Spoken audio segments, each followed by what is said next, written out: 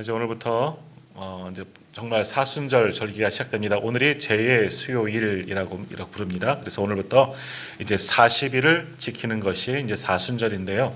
주일을 제외한 40일이기 때문에 한 50일 정도 가까이 되는 그런 시간들을 우리가 이제 사순절 절기를 보내고 고난주간과 함께 이제 부활절을 또한 맞이하게 됩니다. 이 사순절 우리가 해마다 묵상하는 것이지만 더욱이 십자가를 묵상하고 주님의 그 크신 사랑을 다시금 깨닫고 감사함으로 예배할 수 있고 그 십자가의 고난에 함께 동참할 수 있는 저와 우리 모든 성도님들 다 되시기를 소망합니다. 할렐루야, 아멘. 원래 제의 수요일 전에도 한번 말씀드렸던 것처럼 이제 오늘부터 이제 사순절 절기가 시작하면서 이마에 이제 제로 타다 남은 제로 십자가를 긋고 이제 사순절 절기를 보내는 겁니다. 그래서 좀 더 묵상하고 경건하고 금욕하면서 이제 십자가의 은혜에 내가 동참하겠습니다 하면서 지키는 절기가 이제 사순절인데 올해 이제 사순절은 이제 월요일부터 우리가 이제 특별 새벽 기도회를 드리면서 그렇게 우리는 시작했습니다. 이제 앞으로 이제 몇 주 동안 계속해서 사순절 절기를 지키게 될 터이고 이제 특별 새벽 기도회는 다음 주까지 진행되지만 그 이후에도 계속해서 이제 부활절 전까지는 요한복음의 말씀을 따라 묵상하면서 주님께서 가셨던 그 십자가 길을 우리가 함께 나아가고자 합니다. 오늘도 주신 이 말씀 속에서 하나님의 은혜를 받고 또한 다시금 힘을 얻고 주와 복음을 위해서만 살아드릴 수 있는 우리 모두가 다 되시기를 바랍니다. 이제 오늘 본문의 말씀 함께 묵상하면서 예수님의 분노라는 그런 제목으로 우리 함께 말씀을 나누고자 합니다. 오늘 아침에도 말씀드렸던 것처럼 요한복음은 이제 공관복음서, 마태, 마가, 누가복음과 전혀 좀 다른 관점으로 말씀이 기록되어지는 것을 보게 됩니다. 마태, 마가, 누가는 시간의 흐름의 개념에 따라서 모든 것이 진행됩니다. 갈릴리에서 예수님이 처음에 공생의 활동을 시작하셨죠. 갈릴리에서 사마리아를 거쳐서 예루살렘 십자가의 길을 가기까지 그런 모든 것이 시간 순서로 그대로 보면서 말씀들이 기록되어져 있다면 요한복음은 조금은 다른 관점을 가지고 있습니다. 그래서 마태, 마가, 누가 같은 관점을 바라본다 해서 공관복음서라고 말씀하고요. 요한복음은 복음서이긴 하지만 다른 관점을 가진 그런 복음서입니다. 어찌 보면 헬라 아주 주후 한 100년경쯤에 기록되어졌기 때문에 헬라 문화권이 가득한 그들에게 좀 더 예수님에 대한 사건을 이해하기 쉽게 기록하기 위해서 이 책이 있는 것은 아닌가 그런 생각을 해보게 됩니다. 더욱이 이제 오늘 아침에 보았던 말씀 이어서 우리가 2장의 말씀을 묵상하는데 오늘 아침에는 이제 예수님의 가나안 기사 혼인잔치에서 베푸셨던 물로 포도주를 만드신 기적, 요한복음에서는 표적이다, 7개의 표적이 나온다 말씀을 이제 시작하셨죠. 그리고 그 표적을 통해서 이 가나의 혼인잔치 이후로 이제 본격적인 예수님의 이제 공생의 사역이 기록되는 것을 보고 있는데 이제 오늘 본문의 말씀을 보면 무엇을 하셨습니까? 왜 분노입니까? 오늘 제목이 예수님의 분노입니까? 예수님께서 요한복음에 의하면 가장 먼저 하신 일이 무엇이냐?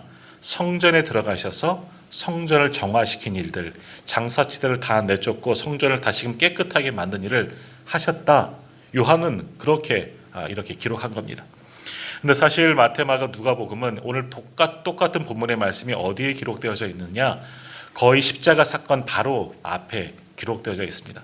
예루살렘을 3년 가운데 마지막 한 해만 갔기 때문에 마지막 그때 십자가 사건을 앞에 두고 예수님께서 성전을 정화시킨 사건으로 기록하고 있지만 요한은 조금 더 다른 관점으로 시간적인 개념으로 보면 똑같은 이야기일 수 있겠지만 요한의 관점은 틀린 겁니다.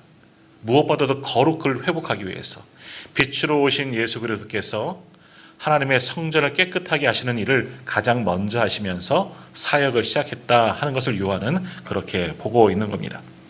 혹시 그래서 오늘 말씀을 보시면은요, 가지고 있는 성경책 보시면 이제 제 성경에는 이 13절 앞부분에 소제목이 기록되어져 있습니다. 제 책에 보면 성전을 깨끗하게 하시다 비슷한 그런 소제목들이 아마 기록된 그런 성경들이 있을 겁니다. 출판사마다 이게 조금씩은 다르긴 하는데요. 그리고서 또 어떤 성경책은 거기에 같이 동일한 말씀들이 나오는 복음서의 그 장절을 적어놓은 부분들이 있죠. 마태복음 21장, 마가복음 11장, 누가복음 19장 모두 후대 기사인 겁니다. 그렇게 적힌 그런 성경들도 있을 겁니다. 다른 부분도 마찬가지예요. 어떤 부분은 이제 단락을 나누면서 뭐 소제목이 있고 어디에는 또 같은 장절이 다른 복음서에 장절이 기록되어진 게 있는데 이건 뭐냐? 장절이 기록되어진 것은 동일한 사건이 다른 복음서에서 기록되어져 있다라는 겁니다. 그러나 없는 것은 요한복음에만 있거나 아니면 또 다른 데는 생략되었다. 이렇게 판단하실 수가 있는 거죠. 근데 오늘 이 성전을 깨끗하게 하신 사건, 성전 정화의 사건은 복음서 모두에 기록되어져 있습니다. 사복음서 모두에, 요한복음에만 기록되어진 것이 아니라 마태, 마가, 누가, 공관복음에도 뭐 시기적으로는 틀리긴 하지만 이 성전 정화하신 사건은 모두가 다 기록하고 있다라는 겁니다. 그러니까 뭡니까? 전에도 한번 말씀드린 것처럼 사복음서에 예수님의 행하신 모든 일들이 사복음서에 각각 다 기록되어져 있는 것은 무엇을 의미하느냐?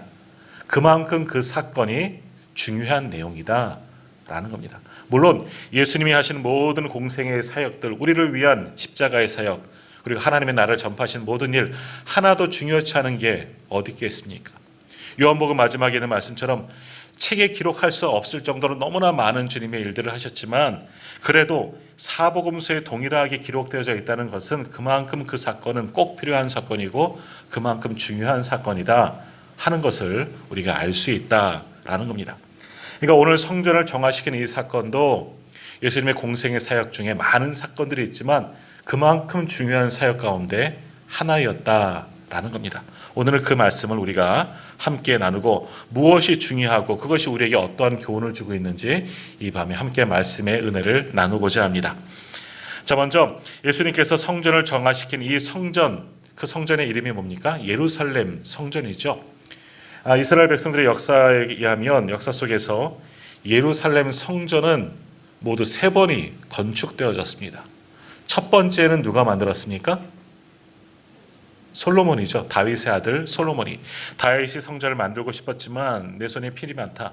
전쟁을 많이 하고 많은 사람들을 죽인 그런 피가 묻어 있다. 그래서 너는 지을 수 없고 내 아들 솔로몬이 지을 것이다. 그래서 솔로몬이 성전을 만듭니다. 그것이 첫 번째 솔로몬이 건축한 솔로몬 성전이다라고 그렇게 부르게 됩니다.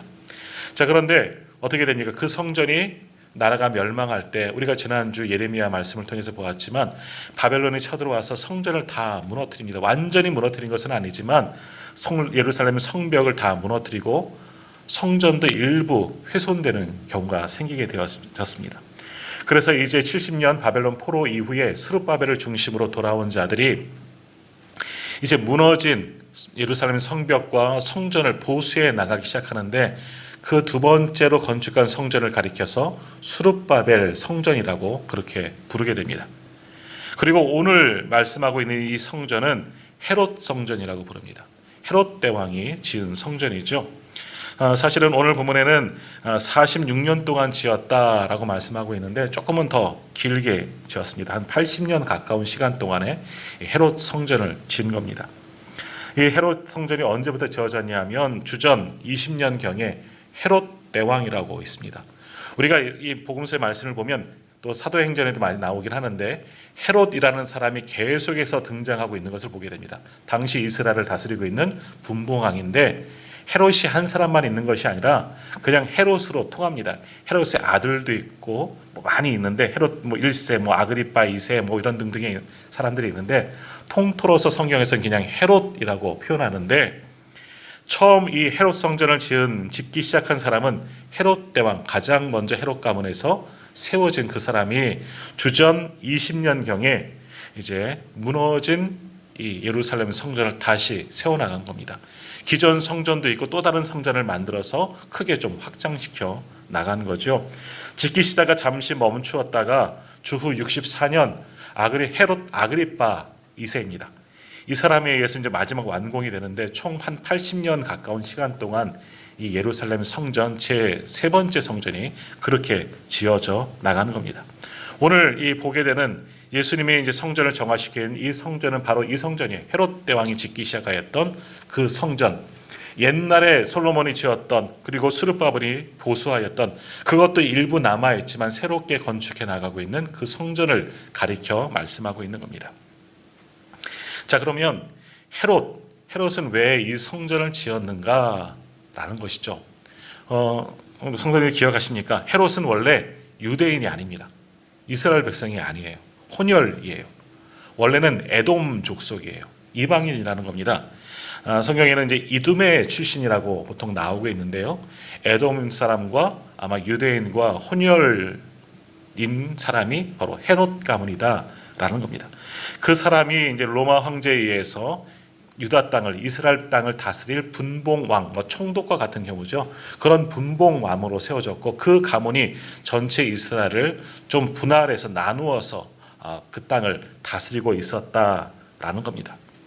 자, 그러니까 이 헤롯 왕은 지금 유대인의 왕으로서 분봉왕이긴 하지만, 로마 정부에 의해서, 로마 황제에 의해서 세워진 분봉왕이긴 하지만 아무튼 이스라엘의 왕이 되었어요. 유대 땅의 왕이 되었는데 백성들의 신임을 얻느냐? 그렇지 못한 겁니다.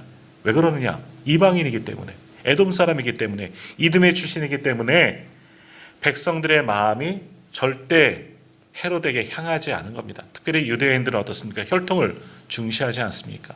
자신들의 왕으로 세워진, 자신의 나라를 다스리는 사람이 이방인의 헤롯이라는 것을 인정하기가 싫었던 겁니다. 그래서 헤롯은 그 백성들의 마음을 얻기 위해서 자신의 다스리는 그 시기에 예루살렘 성전을 다시 건축하게 됩니다. 이전보다도 더 크고 화려하게 제2성전, 더 많은 부속 건물을 만들어서 크고 웅장한 성전으로 만들었다라는 겁니다. 이렇게 내가 하나님께도 열심이니까 너희가 나를 좀 믿어달라, 내 통치를 좀 인정해달라, 백성들에게 환심을 사기 위해서 헤롯은 이렇게 성전을 건축하게 되었다라는 겁니다. 더욱이 이스라엘 민족에게 있어서 성전은 어떠한 역할을 하는 겁니까? 성전은 하나님을 만나는 장소입니다. 그들의 모든 삶의 중심지가 바로 성전이었습니다. 오늘 우리도 성전 중심의 삶을 살아가자, 우리 기독교인이라면 그렇게 말씀하고 있지만 사실은 그게 좀 많이 힘들거든요. 물론 다른 의미가 또 있지만, 그런데 이스라엘 백성들에게 있어서 성전은 그들의 목숨과도 같은 겁니다. 그들의 삶의 중심입니다. 항상 그곳 중심으로, 성전 중심으로 이스라엘 백성들은 살아간다라는 겁니다. 더욱이 성전은 하나님의 임재의 상징입니다. 그곳에 가면 하나님이 계시다 거하시고 그 앞에서 예배할 때 하나님을 만나고 은혜를 받는다. 그들은 그렇게 하나님을 만나는 장소로 거룩히 구별된 이 성전을 그렇게 생각하는 겁니다. 그래서 이스라엘 백성들은 성전에 가서 늘 예배하지만, 특별히 이스라엘의 3대 절기가 되면 모든 사람들이 이 예루살렘으로 올라와서 하나님의 이 절기, 하나님께서 제정하여 주신 그 절기를 지내며 거의 일주일 동안 하나님께 예배하는 그런 삶을 살아가게 됩니다. 그만큼 이스라엘 백성들에게 있어서 성전은 정말 구별된 것입니다. 하나님을 만나는 아주 특별한 장소인 겁니다. 그들의 모든 삶의 중심이죠. 자, 오늘 말씀의 배경이 되는 이때는 언제냐? 이 3대 절기 중에서 6월절에 해당되는 절기입니다. 더욱이 6월절은 이 3대 절기 중에서 가장 시작이라 할 수 있고요. 가장 중요한 절기 가운데 하나입니다. 우리로 말하면 광복절과 같은 그런 절기이죠. 당시 평소에는 이 예루살렘에 한 3만여 명 정도의 백성들이 살고 있었다고 하는데, 6월절이 되면 원근 각처에서 다 몰려든 이방 땅에 살고 있던 흩어진 유대인들도 예루살렘 성전으로 올라온다고 합니다. 그래서 6월절이 되면 예루살렘에 얼만큼 모였냐? 기록이 한 300만 명 정도가 그곳에 모여 있었다는 겁니다. 그러니까 바글바글한 겁니다. 3만 명이 살아가는 도시에 300만 명, 100배가 되는 수가 와서 그곳에 머물러 있는 겁니다. 예배하기 위해서, 하나님 앞에서 그 절기를 지키기 위해서 그렇게 수많은 인파가 모여든 겁니다. 지금도 이런 상황이죠. 완전히 예루살렘이, 성전이 북새통입니다. 온 동네가, 온 도시가 시끌벅적한 그런 때이죠. 더욱이 그들은 이 6월절 절기를 지키기 위해서 각자가 하나님 앞에 제물로 드리며 번제하면서 그렇게 나아가는 겁니다. 여기 성전 안에서는 계속해서 하나님께 제사를 드리는, 번제물을 드리는 그런 행위가 계속해서 이어지고 있겠죠. 자, 그런데 사람들은 어떻게 합니까? 제물을 드릴 때 율법대로 아무튼 율법대로 제물을 가지고 오고 그 제물을 하나님께 드립니다. 제물을 구별된 제물을 가지고 와서 소나 양이나 염소와 같은 것을 가지고 와서 안수하고 그것을 잡은 후에 각을 떠서 번제단에 올려놓고 다 태워서 그렇게 제물로 드립니다. 그렇게 하나님께 예배하기 위해서 멀리서 온 사람이든 가까이에서 온 사람이든 어쨌든 자신을 위해서 그 제물을 가지고 하나님께 나와서 제물을 태우고 하나님께 예배 드리는데 율법대로 하기 때문에 여튼 흠이 없고 좀 더 좋은 것을 구별하여서 그렇게 하나님 앞에 제물로 드리게 됩니다. 자, 그런데 어떻게 됩니까? 멀리서 오는 경우가 문제가 생깁니다. 멀리서 오다 보면 이제 갈릴리 같은 곳은 저 북쪽 위에 있으니까 유월절을 맞춰서 맨날 며칠이고 계속해서 짐승을 데리면서 오는데 오는 동안에 처음에는 구별되고 흠이 없는 짐승이었는지는 모르겠지만 성전 가까이 올 때 그 제사를 드리기 전에 볼 때 어떤 때는 가지고 온 그 흠이 없는 제물이라도 상하는 수가 있는 겁니다. 오다가 이 짐승도 병이 들 수가 있는 것이고 그 모진 광야에서 다치거나 이렇게 올 수가 있는 겁니다. 처음에는 정성을 다해서 거룩하게 구별돼서 구별한 제물을 가지고 왔지만 막상 하나님께 제물을 드릴 때 보니까 짐승이 좋지 못한 거예요. 그러면 하나님께 예배할 수가 없는 겁니다. 그래서 어떡합니까? 성전 주변에는 그래서 제사장들이 인정하는 흠이 없는 짐승들을 이미 좀 준비해 놓은 겁니다. 이런 경우 좀 바꾸거나 사서 대신해서 제물을 드릴 수 있도록 그런 제물들을 많이 준비한 겁니다. 처음에는 왜 준비했겠습니까? 하나님께 조금이라도 더 흠이 없고 거룩한 제물로 하나님께 예배하려고, 정말 진정한 예배를, 바른 예배를 드리려고 그렇게 시작했겠죠. 사람들에 대한 배려이고 또 이 예배에 대한 배려이고 하나님에 대한 정성으로 이런 예물들을 준비해 놨을지도 모를 일입니다. 자, 그런데 어떻게 됩니까? 시간이 지나면서 이것이 변질되기 시작합니다. 어떤 일들이 있었느냐? 이제 제물을 드리려고 그 사람들이 이제 자기 제물을 가지고 가면 레위인들이 검사를 하겠죠. 다 탈락시키는 겁니다. 개인이 가지고 온 짐승은 보지도 않고 그것은 불결한 제물이다 하고 다 예배를 제물로 못 드리게 하는 겁니다. 다 길을 막아버리는 겁니다. 그러니까 어쩔 수 없이 성전에 와서 살 수밖에 없는 겁니다. 그러니까 아예 처음부터 출발할 때 제물을 안 가지고 돈만 갖고 오는 사람들도 많이 있었죠. 자, 그런데 그 제물은 어떠한 제물이겠습니까? 다 이미 제사장들과 다 약속이 되어져 있는 예물들입니다. 거기서 판매하는 사람들 돈을 받고 일부는 상납하면서 판매하는 장사치들도 돈을 벌고 그것을 눈 감아주고 뒷배를 봐주는 제사장들이나 레위인들, 유대인 종교 지도자들도 자기 주머니를 채우게 되는 겁니다. 하나님께 제사한다는 그 목적으로 제물을 팔면서 자신의 배만 채우고 있는 이런 자들로 변질되어 버리고 말았다라는 겁니다. 오늘 예수님께서 그러한 것을 보시고 화가 난 것이죠. 또 하나, 또 어떤 것도 있었냐? 오늘 말씀에도 보면 돈 바꾸는 사람들이 이 성전 안에 있었다는 겁니다. 하나님의 성전 들어갈 때 연보도 내고 성전세를 내게 됩니다. 자, 그런데 당시에는 이스라엘이 속국이기 때문에 자신들의 화폐를 쓰는 것이 아니라 로마 정부의 화폐를 쓰죠. 당시 통용되는 화폐가 드라크마라는 그리스 화폐가 통용이 됩니다. 오늘날 말하면 달러와 같은 거죠. 그런데 그런 이방인의 화폐는 하나님의 성전의 속전세로 낼 수가 없는 겁니다. 그래서 통용되지는 않지만 유대인들의 화폐 이 세겔을 가지고 드라크마를 갖고 오면 세겔로 바꿔줘서 성전세를 내도록 헌금할 수 있도록 그렇게 돈을 바꿔주는 사람들도 있었다라는 겁니다. 근데 돈을 그냥 바꿔주겠습니까? 일부분의 고리를 떼고 바꿔주는 겁니다. 근데 상당히 많은 돈을 뗀다고 합니다. 역시 내가 먹고 또 누구에게 줘요? 유대 종교 지도자들에게 상납하게 되는 겁니다. 그러니까 여기는 모든 장사치들은 유대 종교 지도자들과 다 연결된 사람들의 대부분입니다. 가득합니다. 그들만이 자리를 잡고 이런 물건들을 파는 거죠. 처음에는 성전 밖에서 이런 장사치들이 있었는데 점점 더 그런 권세들이 많고 내통하는 자들이 많으니까 더 많은 돈을 벌기 위해서 성전 안에까지 들어와서 재물을 팔고 짐승을 팔고 돈을 바꾸는 사람들이 가득하게 되었다라는 겁니다. 이제는 이게 엄청난 사업이 되어버린 거 맞는 겁니다.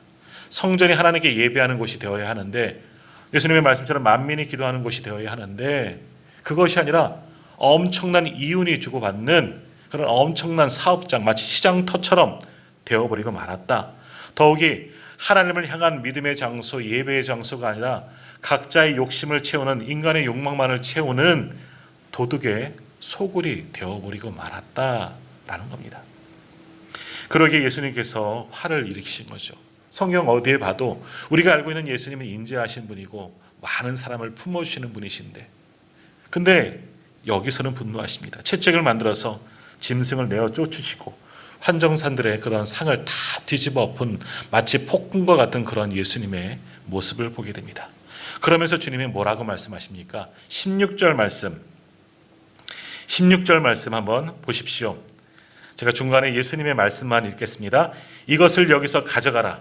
내 아버지의 집으로 장사하는 집을 만들지 말라라고 말씀하십니다. 너희가 팔고 있는 헛된 재물들, 이런 돈들 다 가지고 와라. 하나님 아버지의 집을, 내 아버지의 집을 장사치의 집으로, 도둑의 구렬로 만들지 말라. 화를 일으키시면서 다 내어 쫓으십니다. 그래서 예수님의 강권적인 그런 모습에 많은 사람들이 놀래고 하면 난리가 났겠죠. 자, 그런데 예수님 당시만 이렇게 성전이 타락하고 예배가 타락하고 성전에 이런 장사치들만 그때 있었느냐? 그것은 아닙니다. 이런 역사가 굉장히 오래 되었다는 겁니다. 우리가 지난주까지 묵상했던 예레미야에서의 말씀을 보면 예레미야도 남유다 백성들이지만 그들에게 거의 예수님과 같이 비슷하게 말하는 겁니다. 너희는 성전에 오르지 마라. 예배하지 마라. 기도하지 마라. 예레미야가 그렇게 말합니다. 성전에 예배로 올라오는 사람들을 보고 너희 하나님의 집에 올 필요가 없다. 예배하지 말라. 돌아가라. 기도하지 말라. 하나님이 안 받으신다. 왜 그렇습니까? 똑같은 마음이라는 거예요.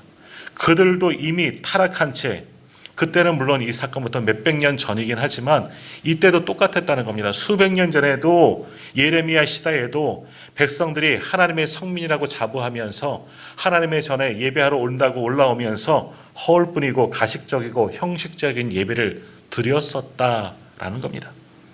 그러고서는 어떡합니까? 그래도 내가 예배 드렸으니까 하나님이 당연히 내게 복을 주시겠지. 헛된 재물, 불결한 짐승을 드리면서, 부정한 짐승을 드리면서 그렇게 예배해놓고 하나님이 합한 예배도 아니면서 스스로의 만족입니다. 내가 성전뜰 받고 성전에 올라와서 또 재물까지 드렸으니 이 예배 받으시고 하나님께서 내게 은혜를 받으시지. 내 믿음의 행위를 보시고 하나님 기뻐하실 거예요. 스스로 만족하는 예배를 드리고 돌아간다는 겁니다.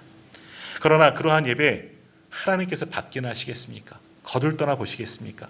그러한 성전에 하나님께서 임재하시겠습니까? 안 계시다는 겁니다. 이 성전을 버리셨다는 겁니다. 그러한 예배 받지 않으시겠다는 겁니다. 그래서 예레미야가 선포하는 겁니다. 오지 마라. 오지 마라. 예배하지 마라. 그런 거 다 필요 없다. 하나님께서 말씀하신다는 겁니다. 또 하나, 예배자는 어디에서 예배자여야 합니까? 성전 안에서만 예배자입니까? 우리가 잘 아시는 것처럼 삶의 자리에서도 예배자로 살아가야 한다는 겁니다. 근데 남유다 말기 어떻습니까? 삶의 자리에서 참된 예배자가 되어서 하나님께 받은 은혜와 사랑으로 어려운 이웃들을 돌보는 것, 이스라엘 백성들 하나님의 성민이라고 일컫는 자들이 해야 할 사명임에도 불구하고 그들은 그렇게 살지 않습니다. 오히려 연약하고 가난한 자들을 억압하고 착취하고 더 못 살게 하고 자기들의 배만 채우는 자들이 이스라엘 백성들이었다라는 겁니다. 그렇게 세상 속에서는 세상 사람들보다 더 많은 악을 행하면서도 또다시 하나님의 성전에 와서 죄를 저지르지 않은 척 입 딱 닫고 그렇게 드리는 예배, 하나님께서 그러한 가증한 예배 받으시겠냐라는 겁니다. 그래서 예레미야는 오지 말라, 예배하지 마라, 돌아가라, 이렇게 성전 입구에서 그렇게 외쳤던 겁니다. 그래서 예레미야 7장에 보면 이런 말씀이 있습니다. 너희는 이것이 여호와의 성전이라, 여호와의 성전이라, 여호와의 성전이라 하는 거짓말을 믿지 말라. 내 이름으로 일컬음을 받은 이 집이 너희 눈에는 도둑의 소굴로 보이느냐? 보라, 나 곧 내가 그것을 보았노라. 여호와의 말씀이니라. 하나님의 말씀인 거예요. 예루살렘 성전에 있으면 뭐합니까? 성전이 아무리 화려하고 구별하면 뭐합니까? 그 속에서 경건치 못한 예배가 드려지고 거룩지 못한 제물이 드려지고 그저 복만 받고 은혜만 받으려고 하는 자들, 가식적인 예배, 가짜 예배가 드려지는데 그것이 어떻게 성전다운 모습이 될 수 있겠느냐? 하나님께서 그 성전을 버리셨다라는 겁니다. 자, 우리가 하나님의 전에 나와서 예배를 드린다는 것, 또 오늘 말씀처럼 제사를 드린다는 것은 무엇을 의미하는 겁니까?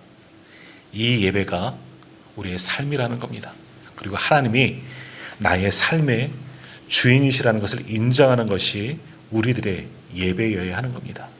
단순히 보고 말씀 듣고 내가 이전에 있으니까 내가 오늘도 교회 왔으니까 남들은 밖에 있는데 나는 그래도 주의 전에 들어와서 또 말씀도 듣고 예배 드리니까 내게 복 주시겠지, 이런 것이 예배가 아니라는 거예요. 우리가 이 전에 올라와서 주의 전에 올라와서 예배하는 것은 하나님을 나의 삶의 주인으로, 나의 주인으로 영접하고 그분만을 경배하겠다는 것이 예배의 의미입니다. 또한 하나님의 말씀대로 내가 순종하며 하나님이 기뻐하시는 삶을 살겠다고 다짐하는 것도 예배입니다. 그러니까 성전에서만 예배합니까? 나의 삶의 자리로 돌아가서도 예배자의 삶을 사는 겁니다. 주님께서 우리를 사랑하시고 은혜 베풀어 주셨던 것처럼 우리도 그 받은 은혜와 사랑으로 남을 돕고 어려운 이들을 돌보는 것, 그것이 예배자로 살아가는 것이지요. 자, 그런데 오늘 본문에 나오는 이스라엘 백성들, 과거 예레미야 시대의 이스라엘 사람들, 그들은 그러한 예배자의 삶을 살지 못했다는 겁니다.